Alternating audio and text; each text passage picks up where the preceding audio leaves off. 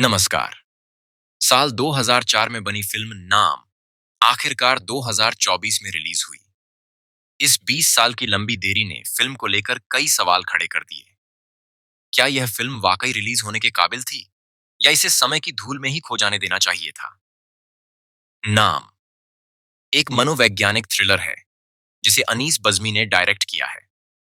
Film में अजय देवगन, समीरा रेड्डी, भूमिका चावला और राजपाल यादव जैसे कलाकारों ने अभिनय किया है। लेकिन क्या यह फिल्म दर्शकों को अपनी सीट से बांध पाई या यह समय की कड़ी परीक्षा में पूरी तरह विफल रही? आइए इस फिल्म का एक आलोचनात्मक विश्लेषण करते हैं। फिल्म की शुरुआत होती है एक गहरी रहस्यात्मक पृष्ठभूमि के साथ, जिसमें अजय देवगन के किरदार पर गोलियां चल रही हैं। वह गिर जाते हैं, लेकिन उनके हाथ में एक चाबी होती है जिसे वह कसकर पकड़े रहते हैं। कहानी एक जबरदस्त थ्रिल का संकेत देती है, लेकिन जैसे जैसे आगे बढ़ती है, यह उलझनों और बेतुके मोड़ का शिकार हो जाती है। अजय का किरदार याददाश्त खो देता है और अस्पताल की डॉक्टर भूमिका चावला से शादी कर लेता है। कुछ समय बाद दोनों का एक बच्चा भी हो जाता है। कहानी में ट्विस्ट तब आता है जब अजय का पुराना अतीत सामने आता है। वह कौन है? उनका रहस्य क्या है? फिल्म इसी सवाल के इर्द गिर्द घूमती है। लेकिन जब दर्शक इन सवालों का जवाब ढूंढने की कोशिश करते हैं, तो उन्हें बेतुके संवाद, अजीब सिचुएशंस, डॉक्टर और मरीज की शादी और फिर बच्चे का इतने जल्दी होना कहानी को अविश्वसनीय बना देता है। समीरा रेड्डी के किरदार का भी कोई ठोस आधार नहीं दिखता। एक पल में वह अजय को पहचानने से इनकार करती है और अगले ही पल उनके बिना जीने की बात करती है। यह कहानी की दिशा और गहराई पर सवाल खड़े करता है। जहां तक एक्शन और सस्पेंस की बात की जाए, तो वह कमजोर पक्ष है। 2004 का समय भारतीय सिनेमा में सस्पेंस और थ्रिल के लिए जाना जाता था, लेकिन नाम में न तो वह सस्पेंस है जो दर्शकों को झकझोर दे और न ही वह एक्शन जो दर्शकों को रोमांचित करे। फिल्म की कहानी में ऐसे कोई खास ट्विस्ट या क्लाइमेक्स नहीं है जो दर्शकों को हैरान कर दें। 70 के दशक की फिल्मों में इससे बेहतर सस्पेंस और ड्रामा देखने को मिल चुका है। वैसे अजय देवगन ने अपने किरदार को जितना हो सके ईमानदारी से निभाया है, लेकिन कमजोर कहानी और स्क्रीन प्ले उनके अभिनय को ऊंचाई नहीं दे पाते।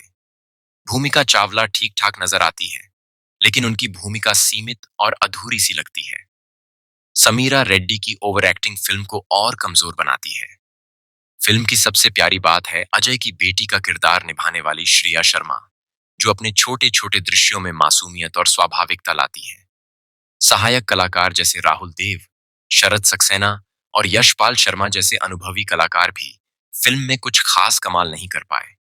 अनीस बज्मी को कॉमेडी और मसाला फिल्मों के लिए जाना जाता है, लेकिन इस थ्रिलर में उनका डायरेक्शन औसत दर्जे का है। फिल्म के कई हिस्से अति नाटकीय और बेतुके लगते हैं। हिमेश रेशमिया का म्यूजिक 2000 के दशक की याद दिलाता है, लेकिन वह फिल्म के प्लॉट में फिट नहीं बैठता। बैकग्राउंड स्कोर भी कहानी को मजबूत करने में असफल रहता है। फिल्म की रिलीज में 20 साल की देरी ने इसे और भी अप्रासंगिक बना दिया है। 2024 के दर्शक अब और ज्यादा परिपक्व और समझदार हो चुके हैं। वह अच्छे कंटेंट और मजबूत कहानियों की अपेक्षा रखते हैं। नाम उस स्तर को छूने में पूरी तरह विफल रहती है। फिल्म की रिलीज में देरी के कारणों पर भी सवाल उठते हैं। प्रोड्यूसर की मौत, गुणवत्ता पर सवाल और अन्य विवाद इसके पीछे बताए जाते हैं। लेकिन असली सवाल यह है कि 20 साल बाद इसे रिलीज करने का फैसला ही क्यों लिया गया? शायद यह फिल्म डिब्बे में ही बेहतर रहती। जहां तक इस फिल्म को देखने की बात की जाए, तो नाम उन दर्शकों के लिए है जो पुराने दौर की फिल्मों की सादगी और सीमित कहानी का आनंद लेना चाहते हैं। लेकिन आज के आधुनिक कंटेंट और उच्च गुणवत्ता वाले सिनेमा के बीच यह फिल्म बेहद कमजोर और आउटडेटेड लगती है। अगर आप हल्के फुल्के मनोरंजन के लिए कुछ देखना चाहते हैं और पुरानी यादें ताजा करना चाहते हैं, तो आप इसे देख सकते हैं। लेकिन अगर आप एक गहरी और प्रभावशाली कहानी की तलाश में हैं, तो नाम आपको निराश करेगी।